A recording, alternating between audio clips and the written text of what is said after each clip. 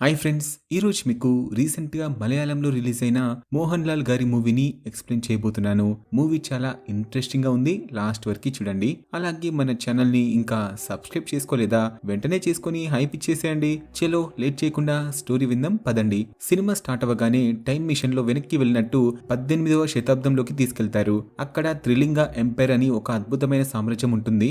ఆ రాజ్యంలో ఉండే జనాలంతా మామూలు వాళ్ళైతే కాదు, సకల విద్యలు తెలివైన మేధావులు. అసలు ఆ రాజ్యానికి అంత పవర్, అంత కళ, అంత డబ్బు రావడానికి మెయిన్ రీజన్ అక్కడ ఉండే ఒక స్ఫటిక శివలింగం. అది నార్మల్ రాయి కాదు, ఫుల్ మ్యాజికల్ పవర్స్ ఉన్న డివైన్ ఐటెం. అది సాక్షాత్తు శంకరుడి ఆత్మలింగం. ఇప్పుడు భూమి మీద ఒక స్ఫటికలింగం లాగా మారి ఉంటుంది. ఆ స్ఫటికలింగం ప్రభావం వల్లే ఆ రాజ్యం ఇప్పుడు సుభిక్షంగా వర్ధిల్లుతూ ఉంటుంది. అయితే లోకంలో ఎక్కడైతే పవర్ఫుల్ వస్తువు ఉంటుందో దాని మీద కన్నేసే విలన్ ఖచ్చితంగా ఉంటాడు కదా.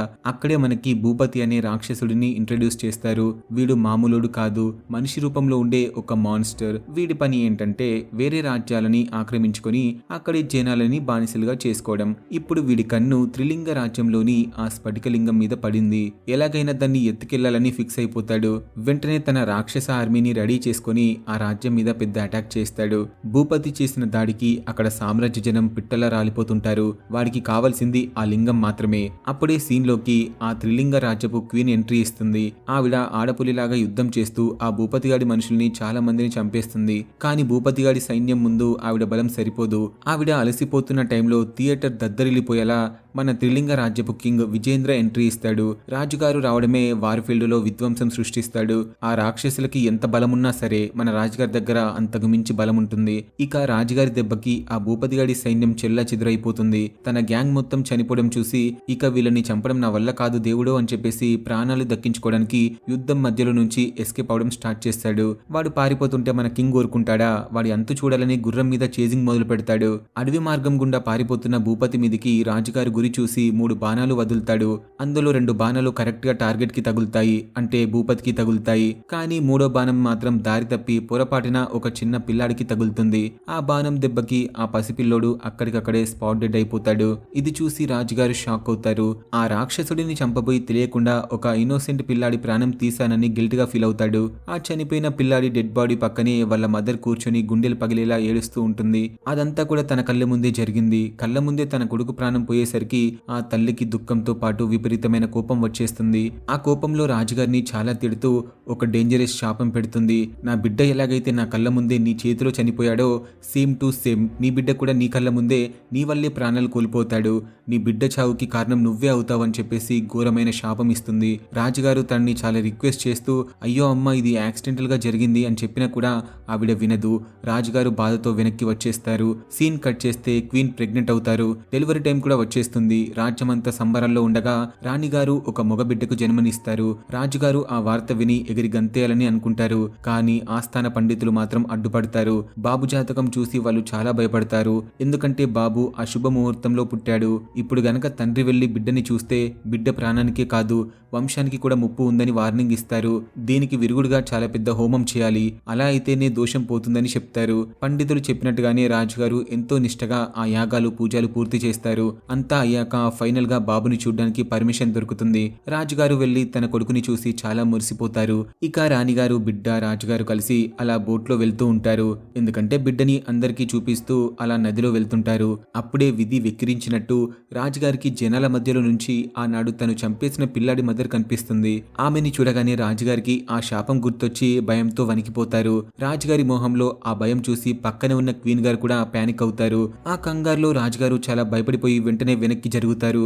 దాంతో రాణిగారు బ్యాలెన్స్ చేయలేక తన బిడ్డని వాటర్లో పడేసుకుంటుంది. రాజుగారు కాపాడడానికి ట్రై చేస్తారు, కానీ బిడ్డ కొట్టుకుపోతుంది. ఆ తల్లి ఇచ్చిన కర్స్ నిజమై రాజుగారి కళ్ళ ముందే రాజుగారి వల్లే ఆ బిడ్డ చనిపోయాడని అక్కడున్న వాళ్ళందరూ అనుకుంటారు.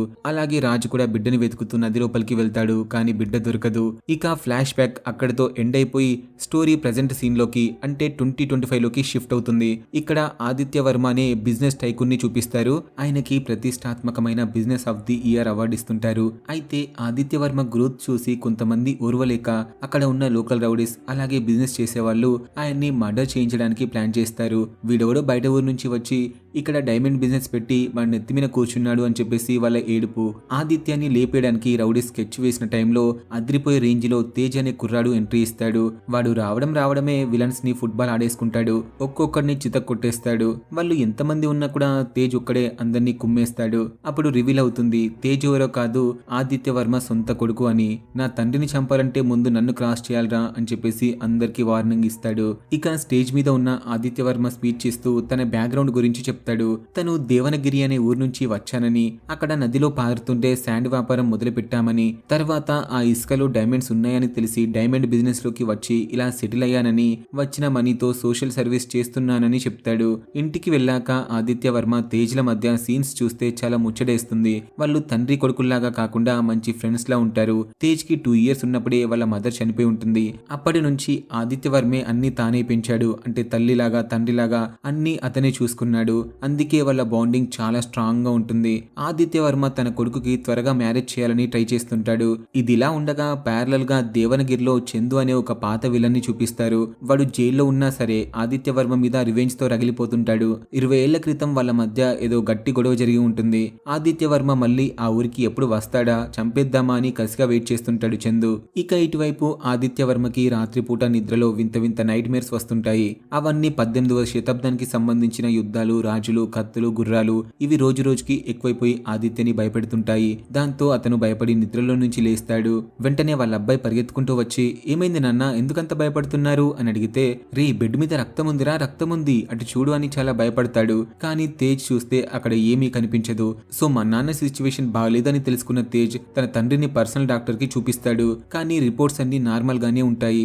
డాక్టర్ కి కూడా ఏమీ అర్థం కాదు. అదే హాస్పిటల్లో తేజ్ కి ఒక అందమైన అమ్మాయి కనిపిస్తుంది. ఆ అమ్మాయి పేరు దామిని. అదే హాస్పిటల్లో ఒకడు లవ్ ఫెయిల్యూర్ అయి సూసైడ్ చేసుకుందామని ప్లాన్ చేస్తాడు. వెంటనే తేజ్ ఆ అబ్బాయిని కాపాడడానికి వెళ్దాం అనుకుంటాడు. కానీ అంతలోనే దామిని వెళ్లి వాడికి జీవితం గురించి చెప్పి, రే లైఫ్ అంటే ఓన్లీ అమ్మాయి మాత్రమే కాదురా, మీ అమ్మ కూడా నీ లైఫేరా, సో మీ అమ్మని చంపేసి ఆ తర్వాత నువ్వు కూడా చచ్చిపో అని చెప్తుంది. దాంతో ఆ అబ్బాయి వాళ్ళ అమ్మ కోసం మారిపోయి సూసైడ్ చేసుకోనని చెప్తాడు. ఇదంతా చూసిన తేజ్ కి ఆ అమ్మాయి మీద చాలా మంచి ఇంప్రెషన్ కలుగుతుంది. నెక్స్ట్ తేజ్ వాళ్ళ ఫ్యామిలీ డాక్టర్ తేజ్ ని దామిని దగ్గరికి తీసుకెళ్లి పరిచయం చేయిస్తాడు. దామిని ఒక సైకాలజిస్ట్. తను ఆదిత్య కండిషన్ గురించి తెలుసుకుని తేజ్ ని తీసుకుని చాలా పెద్ద డాక్టర్ అయిన అజయ్ మిశ్రా దగ్గరికి వెళ్తుంది. తేజ్ వాళ్ళ నాన్నకి ఉన్న ప్రాబ్లం గురించి మొత్తం మిశ్రాతో చెప్తాడు.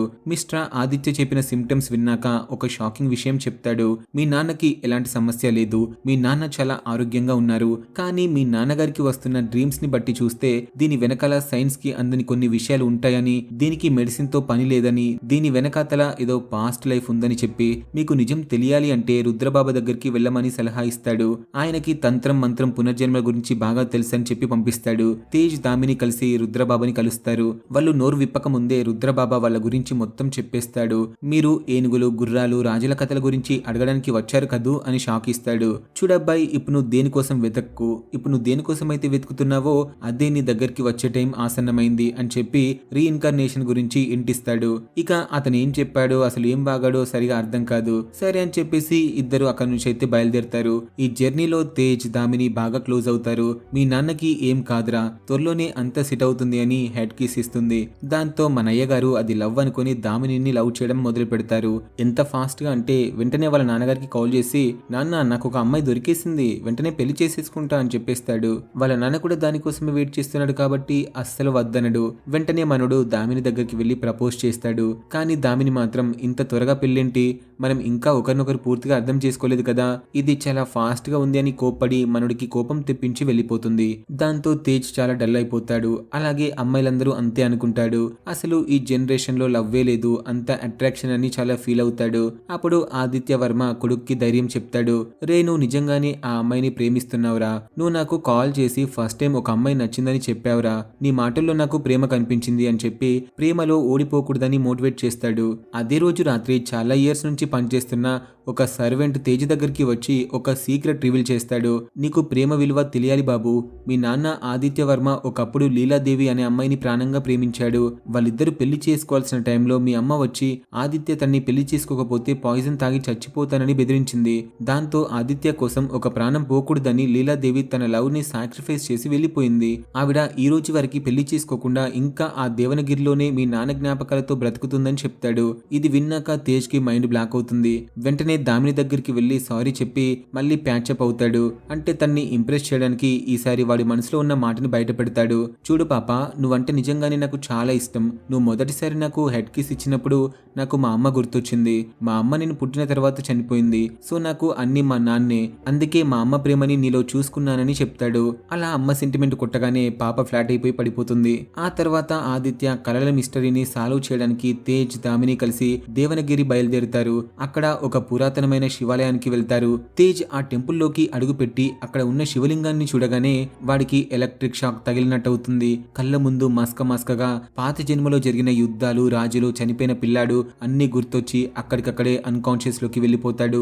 విషయం తెలుసుకున్న ఆదిత్య వర్మ కంగారుగా దేవనగిరి వచ్చేస్తాడు. అప్పటికే చందుగాడి గ్యాంగ్ జైలు నుంచి ఆర్డర్స్ అందుకొని వెంటనే తేజ్ ఉన్న ప్లేస్ కి వచ్చేసి తేజ్ ని కొడదామనుకుంటారు. తేజ్ ఊరుకుంటాడా? వెంటనే కాన్షియస్ లోకి వచ్చి వాళ్ళందరినీ ఇరగదీస్తాడు. కానీ వాళ్ళు చాలా మంది ఉంటారు. తేజ్ ఒక్కడే అలసిపోతున్న టైంలో ఆదిత్య వర్మ ఎంట్రీ ఇచ్చి కొడుకుతో సహా జాయిన్ అవుతాడు. తండ్రి కొడుకులు కలిసి రౌడీలని చితక్కొట్టి తరిమి కొడతారు. ఫైట్ అయిపోతుంది. అంతా హ్యాపీ అనుకుంటున్న టైంలో కథలో ఒక ఊహించని ట్విస్ట్ వస్తుంది. సడన్ గా తేజ్ అక్కడ పడి ఉన్న ఒక కత్తి తీసుకుంటాడు. అందరూ విలన్ ని లేపేయడానికి కత్తి తీసాడేమో అనుకుంటారు. కానీ తేజ్ అక్కడ ఉన్న వాళ్ళ నాన్నని వెనక నుంచి కత్తితో పొడుస్తాడు. ఆదిత్య వర్మ నమ్మలేక వెనక్కి తిరిగి చూస్తాడు. రక్తం కారుతుండగా ఆదిత్య కుప్పకూలిపోతాడు. అయినా కూడా తేజ్ వదలకుండా మళ్ళీ రెండోసారి, మూడోసారి కూడా పొడిచేస్తాడు. అప్పుడు తేజ్ కళ్ళలో ఏదో తెలియని పగ కనిపిస్తుంది. కరెక్ట్ గా అదే టైంకి అక్కడికి లీలాదేవి కూడా ఎంట్రీ ఇస్తుంది. తేజ్ ఎందుకు పొడిచాడో ఎవరికి అర్థం కాదు. సీన్ కట్ చేస్తే ఆదిత్య, తేజ్ ఇద్దరు హాస్పిటల్లో ఉంటారు. తేజ్ అలా బిహేవ్ చేయడం చూసి అందరూ వాడు మెంటలోడ్ అయిపోయాడేమో, సైకోలా మారిపోయాడేమో అనుకుంటారు. అందుకే వాడికి బేడీలు వేసి హాస్పిటల్లో కట్టేస్తారు. ఆదిత్య కాన్షియస్ లోకి రాగానే నా కొడుకెక్కడా వెంటనే వాడిని చూడాలి అని చెప్పి వాడి దగ్గరికి వెళ్తాడు. కానీ తేజ్ మళ్ళీ ఆదిత్యని చంపడానికి చూస్తాడు. ఈసారి ఇంకా కోపం ఎక్కువగా వచ్చేస్తుంది. ఇదంతా చూస్తున్న దామినికి ఒక విషయం అర్థమవుతుంది. ఇది ఖచ్చితంగా మెడికల్ ఇష్యూ అయితే కాదు, గత జన్మలో జరిగిన దానికి లింక్ అయి ఉండొచ్చు. సో ఇక్కడ ఏం జరుగుతుందో చెప్పగలిగే ఏకైక పర్సన్ రుద్రబాబా మాత్రమే అని ఆదిత్యతో చెప్తుంది. రుద్రబాబాకి మీ పునర్జన్మల గురించి తెలుసు అని చెప్పడంతో ఆదిత్యకి క్లారిటీ వస్తుంది. వెంటనే ఆదిత్య, దామిని, లీలాదేవి ముగ్గురు కలిసి రుద్రబాబా ఆశ్రమానికి వెళ్తారు. వాళ్ళని చూడగానే రుద్రబాబా అసలు మిస్టరీని రివీల్ చేస్తాడు. నేనిప్పుడు చెప్పబోయే విషయాలు నమ్మడం కష్టం, కానీ ఇవన్నీ నిజం, జరిగాయి.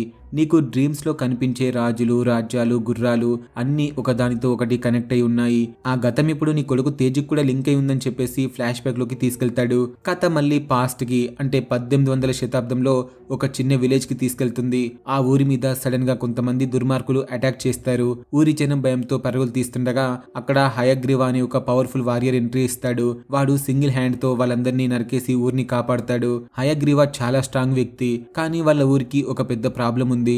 ఆ ఊర్లో భయంకరమైన పాండమిక్ వస్తుంది. ఆ జబ్బు వల్ల జనాలు పిట్టల్లా రాలిపోతుంటారు. అందుకే పక్క ఊరు వాళ్ళు వచ్చి ఈజీగా అటాక్ చేస్తున్నారు. అప్పుడు ఆ ఊరి పెద్ద, అంటే హయగ్రీవ వాళ్ళ నాన్న పశుపతి కూడా ఏం చేయలేక హెల్ప్లెస్ గా ఉంటాడు. అప్పుడే వాళ్ళ ఊరికి ఒక సంచారి వచ్చి ఒక సొల్యూషన్ చెప్తాడు. ఈ రోగానికి మందు త్రిలింగ రాజ్యంలో ఉంది. అక్కడ ఒక స్ఫటిక శివలింగం ఉంది. అది చాలా పవర్ఫుల్. కేవలం దాన్ని చూస్తే చాలు కష్టాలన్నీ తీరిపోతాయి. ఆ లింగాన్ని గనక మన ఊరికి తీసుకుని వస్తే ఈ మహమ్మారి మాయమైపోతుంది అని చెప్తాడు. కానీ ఊరి పెద్ద పశుపతి మాత్రం దానికి ఒప్పుకోడు. మనం అంత పెద్ద రాజ్యంతో పెట్టుకోలేం, వాళ్ళు ఇవ్వరు అంటాడు. కానీ హయగ్రీవ తన ఊరి జనం చనిపోవడం చూడలేకపోతాడు. అందుకే తండ్రి మాట కూడా కాదని సంచారిని తీసుకుని త్రిలింగ రాజ్యానికి బయలుదేరుతాడు. సీన్ కట్ చేస్తే త్రిలింగ రాజ్యంలో ఉన్న రాజు, అదే మన ఆదిత్య వర్మ, ఇక రాణి ఏమో లీలావతి. వాళ్ళిద్దరు కలిసి కత్తి యుద్ధం ప్రాక్టీస్ చేస్తుంటారు. వాళ్ళు గ్రేట్ వారియర్స్. వాళ్ళిద్దరూ ఫైట్ చేసుకున్న తర్వాత హయగ్రీవ వెళ్లి రాజును కలుస్తాడు. మా ఊర్లో జనాలు చనిపోతున్నారు, నాకు ఆ స్ఫటికలింగం కావాలి అని అడుగుతాడు. దానికి రాజు కుదరదని చెప్పి ఆ లింగాన్ని సాక్షాత్తు శ్రీరాముడే ప్రతిష్ఠించాడు. దాన్ని ఇక నుంచి కదల్చకూడదు అని స్ట్రిక్ట్ గా చెప్తాడు. దాంతో హయగ్రీవకి చాలా కోపం వచ్చేసి, మీరు అడిగితే ఇవ్వట్లేదు కాబట్టి యుద్ధం చేసి గెలుచుకుంటా, లేదా మిమ్మల్ని చంపేనా సరే ఆ లింగాన్ని తీసుకెళ్తా అని ఛాలెంజ్ చేస్తాడు. రాజు కూడా ఛాలెంజ్ ని యాక్సెప్ట్ చేస్తాడు. నిజం తెలుసుకున్న రాణిగారు ఈ విషయాన్ని లైట్ గా తీసుకుంటారు. అంటే మా ఆయన చాలా దయగలవాడు, ఆ కుర్రాడిని ఈజీగా ఓడించి వదిలేస్తాడులే అనుకుంటుంది. ఇక రాజుకి హయగ్రీవకి మధ్య భయంకరమైన వార్ స్టార్ట్ అవుతుంది. ఇద్దరు నువ్వా నేనా అన్నట్టు కొట్టుకుంటారు. హయగ్రీవ కూడా సామాన్యుడు కాదు కదా, రాజు గట్టి పోటీ ఇస్తుంటాడు. ఫైట్ పీక్స్ లో ఉన్నప్పుడు సడన్ గా రాజుకి హయగ్రీవ చెస్ట్ మీద ఒక పుట్టుమచ్చ కనిపిస్తుంది. అది చూడగానే రాజు షాక్ అవుతాడు. చెప్తాడు. ఎందుకంటే అది తన సొంత కొడుక్కి ఉన్న మచ్చ. హయగ్రీవ తన సొంత కొడుకే అని రాజుకి అర్థమవుతుంది. ఇక్కడ అసలు ట్విస్ట్ ఏంటంటే గతంలో నదిలో పడిపోయినప్పుడు రాజుగారి కొడుకు చనిపోలేదు. రాజుగారి చేతిలో కొడుకు చనిపోతాడు అన్న శాపం గురించి రాణికి తెలిసి రాణిగారు చాలా భయపడిపోయి పుట్టగానే ఆ బిడ్డని రహస్యంగా పశుపతికి ఇచ్చి ఈ రాజ్యానికి చాలా దూరంగా పెంచమని పంపించేసింది. ఈ నిజం రాజుగారికి ఇప్పుడే అర్థమవుతుంది. కొడుకు అని తెలిసాక తండ్రి ఎలా చంపగలడు చెప్పండి. అందుకే రాజు యుద్ధం చేయడం మానేసి తన కత్తిని కింద పడేసి కావాలనే ఓడిపోతాడు. హయగ్రీవ గెలుస్తాడు. రాజు ఓడిపోయి గుడి లోపలికి వెళ్లి శివలింగం ముందు కూర్చొని ఏడుస్తుంటాడు. దేవుడా, ఇదెక్కడి పరీక్ష, కొడుకు కోసం ధర్మాన్ని వదిలేస్తే ప్రజలకి అన్యాయం చేసినట్టు అవుతుంది అని ఎమోషనల్ అవుతాడు. అయితే ఇక్కడ ఇంకొక ట్విస్ట్ ఏంటంటే రాజు ఓడిపోయాడన్న విషయం తెలిసి రాణికి చాలా కోపం వచ్చేస్తుంది. ఆ వచ్చిన వాడు తన కొడుకు అని ఆవిడకి తెలియదు. అందుకే ఆవేశంగా మాస్క్ వేసుకుని హయగ్రీవతో ఫైట్ చేయడానికి వస్తుంది. ఆ ఫైట్ లో రాణిగారు బాగానే ఫైట్ చేస్తారు కొడుకుతో.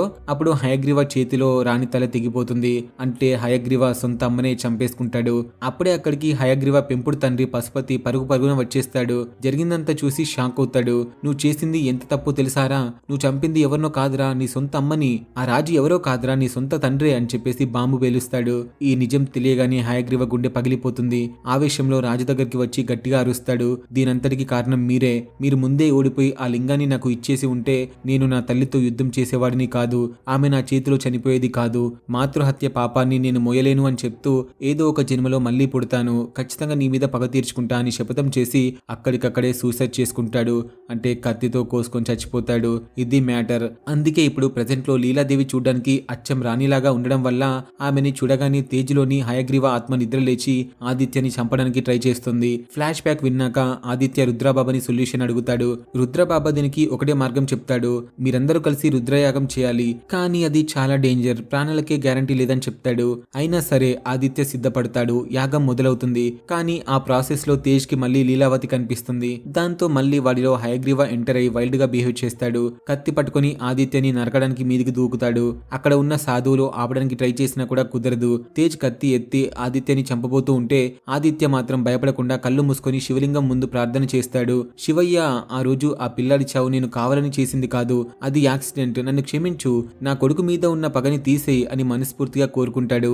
ఆదిత్య పశ్చాత్తాపానికి శివుడు కూడా కరుగుతాడు. శాప విముక్తి కలుగుతుంది. సడన్ గా తేజ్ కళ్ళు మూసుకోగానే రాణిగారి ఆత్మ కనిపిస్తుంది.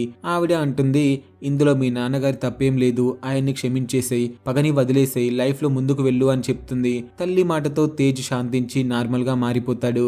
అంతా సెట్ అయిపోతుంది అనుకున్న టైంలో విలన్ చందు జైలు నుంచి రిలీజ్ అయ్యి తన గ్యాంగ్ తో అక్కడికి వస్తాడు. ఎలాగైనా ఆదిత్యని తేజ్ ని చంపాలని వాడి ప్లాన్. కానీ ఇప్పుడు ఆదిత్య ఫుల్ జోష్ లో ఉన్నాడు. తన కొడుకు ప్రాణాలు దక్కాయన్న ఆనందంలో ఉన్న ఆదిత్య ఆ రౌడీలని చితక్కొడతాడు. కానీ ఎవరిని చంపడు, వాళ్ళని కొట్టి వదిలేస్తాడు. పగ వల్ల ప్రయోజనం లేదని తెలుసుకుంటాడు. ఫైనల్ గా ఆదిత్య తన కొడుకు తేజ్ తో లీలావతితో కలిసి హ్యాపీగా అక్కడి నుంచి వెళ్తాడు. సినిమా అలా ఒక హ్యాపీ ఎండింగ్ తో ముగుస్తుంది. మూవీ ఎలా అనిపించిందో కామెంట్ చేయండి. అలాగే హైప్ ఇవ్వడం మర్చిపోవద్దు. Thanks for watching.